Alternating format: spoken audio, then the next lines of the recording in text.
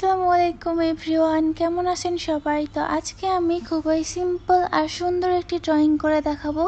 তো আমি অফলাইনে প্রথমে স্কেচটি করে নিয়েছিলাম, এখন শুধু কালারিংয়ের পালা। প্রথমে আমি ব্যাকগ্রাউন্ডটি করে নিব। এখানে ব্লু কালারের সাথে সাদা এবং কালো মিক্স করে কয়েকটি শেড করে আমি এঁকে নিচ্ছি। আর যেহেতু আমার কাছে ব্লেন্ডিং ব্রাশ নেই, তাই নর্মাল ব্রাশের সাহায্যে কালারগুলোকে মিশিয়ে নিয়েছি। আর পাতার ছায়া বোঝাতে আমি এখানে কালো রঙের ব্যবহারটা করেছি। সম্পূর্ণ পাতার নিচের অংশটাকে আমি কালো রঙের করেছি। এরপরে আমি পাতাগুলো একে একে এঁকে নিচ্ছি। আর বেশিরভাগ সময় আমি একই ব্রাশের সাহায্যে পেন্টিংটি করেছি, কারণ আমি একটু অলস প্রকৃতির। বারবার ব্রাশ চেঞ্জ করাটা আমার কাছে খুবই বিরক্তিকর লাগে।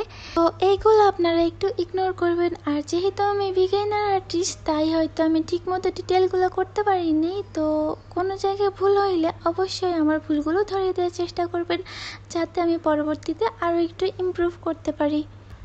আর এইখানে আমি পানির উপরে ছায়াগুলো এঁকে নিচ্ছিলাম, যেগুলো গাছ থেকে পড়ছিল। আর আমি এখানে একটা ভালো ব্রাশের সাহায্যে গাছগুলো এঁকে নিচ্ছিলাম।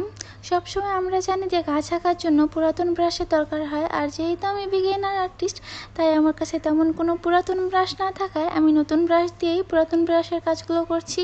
আর এখানে পানির উপরে আমি গাছের ডালপালা কিছু ছায়া এঁকে দিচ্ছি আর কিছু ডিটেইল অ্যাড করে দিচ্ছি। পাতার আশেপাশে কিছু আলো ছায়া ডিটেইল করে দিচ্ছি। আর এখানে আমি ড্রয়িং করতে করতে ক্যামেরার দিক থেকে নজর সরে গিয়েছিল, সো একটু ঘোলাটে টাইপ হয়ে গেছে। এটাকে আপনারা একটু ইগনোর করবেন।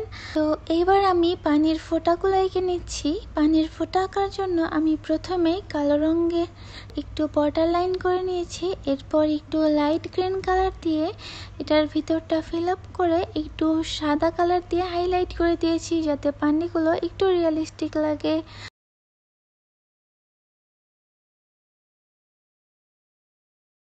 আর কেমন হলো অবশ্যই জানাবেন। আর নেক্সট ডে আপনারা যে কোনো ড্রয়িং রিকোয়েস্ট করতে পারেন, আমি চেষ্টা করব সেইটা আঁকার।